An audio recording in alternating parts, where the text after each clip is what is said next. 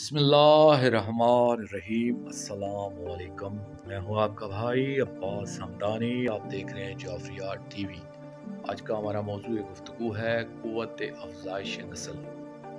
ए तालिब रूहानियत, उलमाए रूहानियात की इस बात को भी ज़ेर बहस रखते हैं कि जितने औलियाए कराम गुजरे हैं, इनमें से कई ऐसे हैं जो एक ही लेवल और मर्तबे के हैं, मगर इनमें से बाज़ ऐसे औलियाए कराम हैं जिनके मानवी व रूहानी बच्चे कम होते हैं और दूसरे के इससे बहुत ज़्यादा होते हैं। तो इसकी वजूहात क्या हैं? जैसा कि हम देखते हैं कि हज़रत शहबाज कलंदर हैं, या बरी सरकार हैं, या सैयद जलालुद्दीन बुखारी हैं, या सैयद अली राजन हैं, या हज़रत दीन पनाह हैं, तो इन सब का मकाम व मर्तबा एक दूसरे से बहुत करीब का है।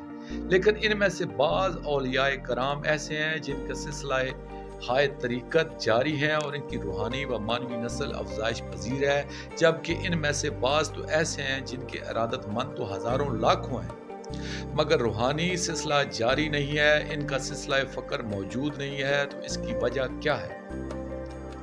ऐ तालिबान रूहानियत, ये एक मुशाहिदा है कि जिन औलियाए कराम का ज़ाहिरी औलाद का सिलसिला जारी है और इनका नसब बाकी है, इनकी मानवी औलाद कम नजर आती है, और जिन औलियाए कराम रिज़वानुल्लाह अलैहिम की ज़ाहिर नस्ल ख़त्म हो गई है, ज़्यादातर वही अपनी मानवी नस्ल की अफ़ज़ाइश की तरफ भरपूर तवज्जो फरमाते हैं। या यूं समझ लें कि जो रज़ाए इलाही के लिए तजर्रद की ज़िंदगी गुजारते हैं और अपनी नस्ल को कुर्बान कर देते हैं, अल्लाह जल्ले जलालहू की तरफ से इन्हें ये बात अता हो जाती है कि वो अगर चाहें तो किसी भी बे औलाद को औलाद दे सकते हैं और इन्हें रूहानी नस्ल भी अता फरमा दी जाती है।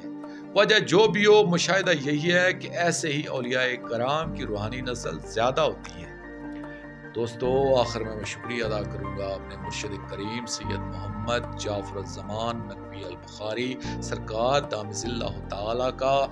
ये मज़मून मैंने इनकी रूहानी डायरी से पेश किया है। और आखिर में अपने पाक शहनशाह की बारगाह में दुआ करेंगे, अल अजल अल अजल या सुल्तान अल मंसूर, या बकियतुल्लाह, या हुज्जतुल्लाह, अजरल्लाहु ताला फरजक व सलवातुल्लाह अलैका या रब्बा मुहम्मदिन व आले मुहम्मद सल्लल्लाहु मुहम्मदिन व आले मुहम्मद व अज्जिल फरज आले मुहम्मद सल्लल्लाहु अलैहि व आलिहि वसल्लम।